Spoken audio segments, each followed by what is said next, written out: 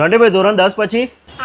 અરે 10 પછી બસ. બસ એટલે? कहना क्या चाहते हो?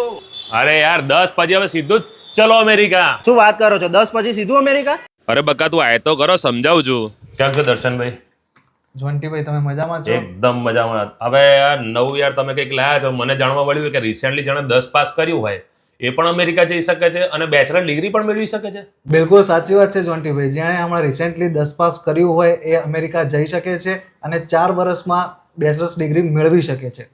મારું નામ ઓમ પટેલ છે. મેં રિસેન્ટલી જ હમણાં 10thની એક્ઝામ આપી છે અને મને આ પ્રોગ્રામ વિશે ઇન્ફોર્મેશન મળી અને આજે જ હું અહીંયા એનરોલ થયો છું. દર્શનભાઈ આનો ફાયદો શું?